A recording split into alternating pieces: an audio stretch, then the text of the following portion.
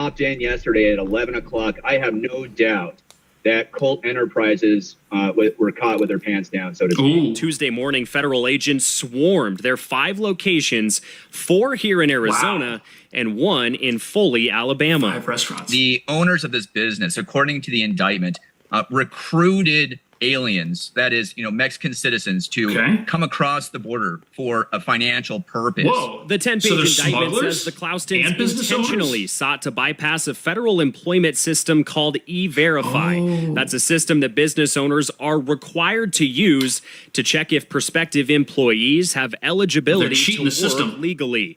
The alleged scheme went as far as the Cloustons creating a fake cleaning company called R&R AZ Cleaning LLC to pay some of their workers well below minimum wage, often in cash, potentially shielding the payments from the Colt Grill business.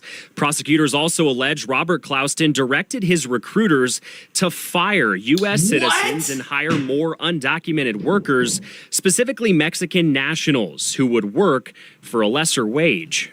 The business won't have to pay the appropriate taxes, so that there's a lot of financial incentive. Yeah, there sure is. Try to cheat the government in this aspect. In addition to the arrests of the owners and 2 employees accused of facilitating the hiring of these undocumented workers, Homeland Security investigations say they also detained 20 people working at the Colt Grill locations on immigration violations. So that's what's going on at these businesses. They're saving money on employment because they're getting rid of Americans specifically to hire people who are here illegally. And in the case of this grill that got raided, they were telling people that were on the other side of the border, hey, come on in, we got a job for you. That is awful. These business owners need to go straight to jail. Root expects those workers could be used to testify against the owners if the Cloustons choose to take their case to trial. I sincerely believe that they were very surprised, and they're in a hot water right now. Yeah. Look, the grill's name is Colt. And Sean, it's supposed to be an American grill. And Sean, there are a lot of moving parts to this, but the one that intrigues me is differentiating between human smuggling and hiring and employing This is people who are smuggling here illegally. There's no difference. In this case, it's both, right? It is both, and it's a much different burden for the prosecution to reach a trial in terms of convicting them on both. But the key here is, and I mentioned it in the story, there's 2 employees that they hired specifically to facilitate the human smuggling. Those were people who are also in the country illegally that potentially had those connections across our southern border to bring people across. Those would be gang members and active cartel members. Those are the people with connections to bring people across the border for financial purposes. These are the worst of the worst criminals you could ever imagine. But the raids over the past few days have seen even larger criminal organizations taken down. Yeah, that's right, Lenise and Cameron. Federal agents moved in quickly this morning, arresting dozens of illegal immigrants, breaking up an alleged transnational organized crime group right here in Alabama. Tonight, a complex and years-long investigation has led to nearly 50 illegal immigrants being arrested across Alabama. Federal agents served 14 search warrants in Lee, Macon, Elmore, Autauga, Crenshaw, and activists say they don't have a warrant when they come to these places. The Mexican restaurant in Robertsdale was one of the targets. According to the United States Attorney for the Middle District of Alabama, Kevin Davidson, these searches led to more than just arrests. Law enforcement recovered assorted more than $100,000 of bulk cash and at least 20 guns. And at the center these places, of this there was no crime they weren't committing. Cesar Campos Reyes, taken into custody earlier tonight. According to a federal indictment, Campos Reyes fraudulently obtained Paycheck Protection Program loans by falsely certifying documents tied to restaurants that were raided today. Federal agents say he was scamming the government. Totaled around $225,000. There's literally no crime that is too good for these people. If it's criminal, they're in on it. This was the scene in Wetumpka, Opelika, and Prattville. Law enforcement searching these El Patron locations. Campos Reyes is set to be the registered agent for the businesses. Stephen Schrank, special agent in charge for HSI in Alabama and Georgia, This was a massive says this operation. investigation has uncovered a bigger issue. And this operation was not about any one offense.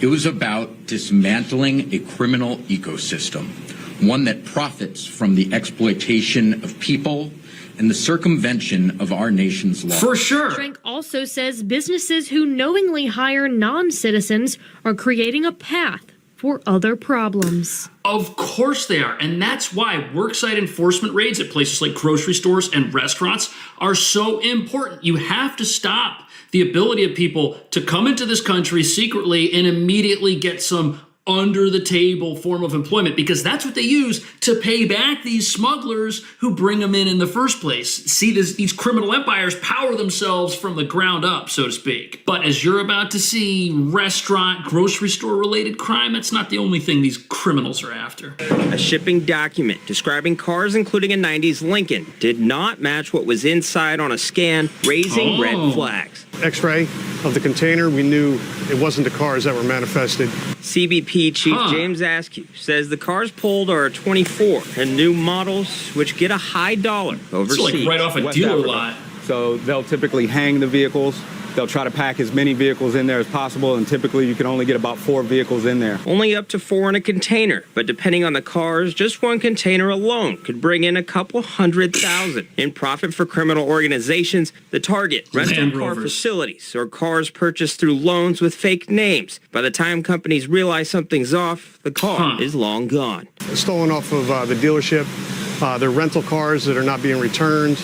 They're vehicles that are being purchased through fraudulent identification. It's like all brand new cars. And they're being exported with a lien. A profitable portfolio for crime syndicates means extreme loss is being seen by banks with car liens, dealership owners, and rental car companies. Majority of the time we're looking for stolens. Askew says they are cracking down, but these operations are large in scale. One person may get arrested and held accountable, and a new one pops up the next day.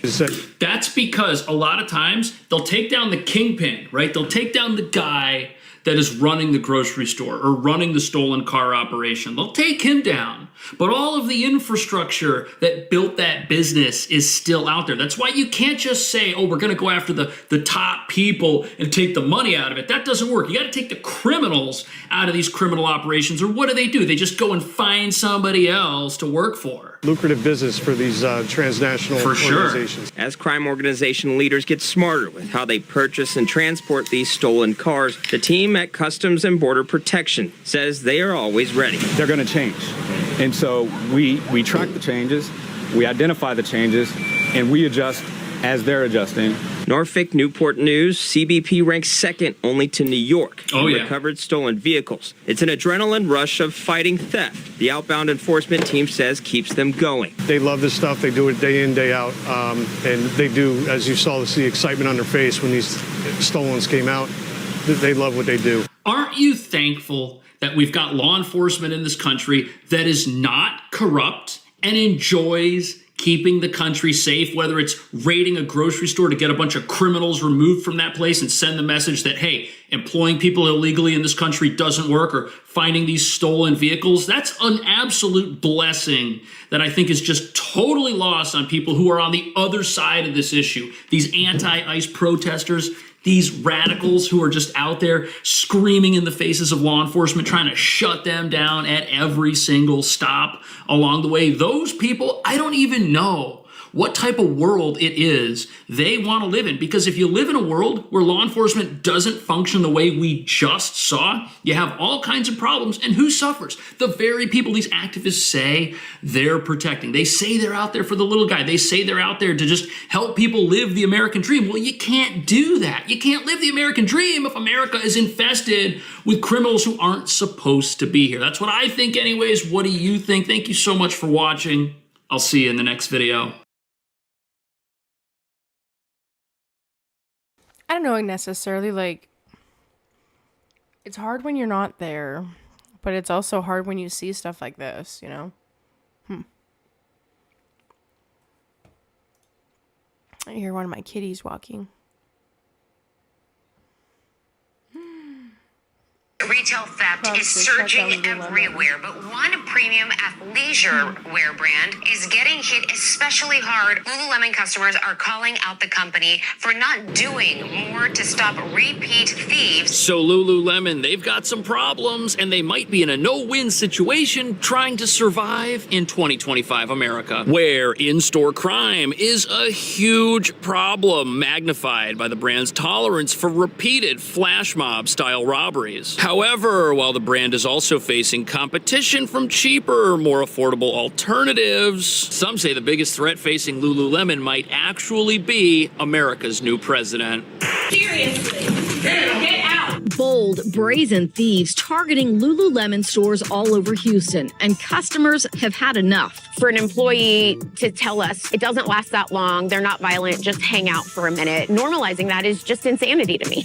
Police say a Lululemon store on the Upper East Side was robbed of thousands of dollars in merchandise. Investigators releasing these images of the 5 suspects they're looking for at this hour. Back in 2024, our CNBC investigation showed in some cases the thieves are part of organized retail crime groups stealing goods to sell for cash.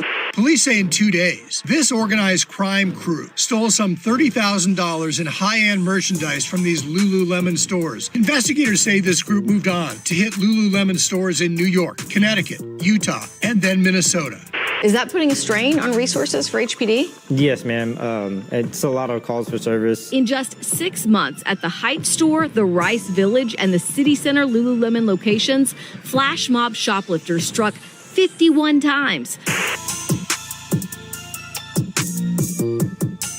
So fans of Lululemon are furious that President Trump's tariffs might jack up their prices even more. But what nobody's talking about is even though tariffs are part of the reason the company's prices are going up, they certainly aren't the only reason. In particular, the brand's lax attitude towards theft is a huge issue for its law-abiding customers, who don't even realize that the prices they pay subsidize corporate losses from those with sticky fingers, who apparently face little to no pushback from store employees as a matter of company policy. Now, of course, nobody should put their life on the line for a product in a store, but when crooks have an easier time stealing from Lululemon than, say, a grocery store, that should be a red flag. But it's not. And now, tariffs in particular are hitting this company's super thin profit margins, because pretty much everything made here is now subject to President Trump's new agenda, with 40% of their materials coming from Vietnam and just under 30% coming from China, 2 countries squarely in the crosshairs of what many are saying is a rebalancing of the global trade landscape. On top of that, customers have just gone through 4 years of financial turmoil starting in 2020, and many just don't have money for $120 yoga pants anymore. Which brings us to the real reason Lululemon's in a lot of trouble. They were already selling less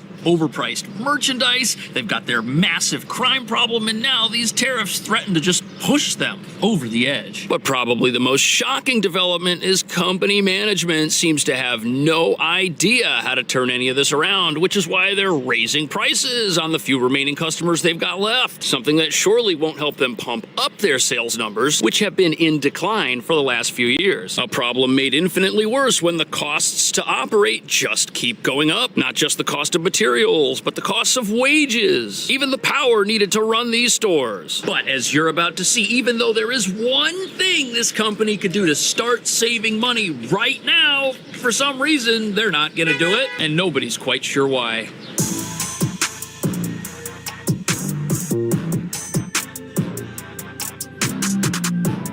So here we find ourselves at a Lululemon inside a very expensive shopping center in downtown Brooklyn. There's a Target, there's a Katz's Deli, there was a Macy's over here. There's a whole bunch of other flagship clothing stores in this area. But if criminals had to pick one place to come in and rob, they would pick this one. And that's a problem. Bold, brazen thieves targeting Lululemon stores all over Houston, and customers have had enough. for an employee to tell us it doesn't last that long, they're not violent, just hang out for a minute. Normalizing that is just insanity to me. I mean, why? So here we have a woman who was inside a Lululemon when one of these flash mob style robberies took place, and the store employees told her, hey, just chill out, it'll all be over soon. They're non-violent. Can you believe that? Apparently the customer couldn't believe it either, and to them it seemed like the employees were normalizing this theft of the very products she was in there willing to pay full price for. Products that are about to have higher prices if they find themselves on this list the president is holding right here. But tariffs aren't the only problem. The company's CEO says its loyal customer base just isn't spending as much money as they used to, which essentially means the brand is burning the candle at both ends. And here's why that is. For just shoveling as much merchandise as possible. They're called Lulu Boosters, selling stolen goods on social media.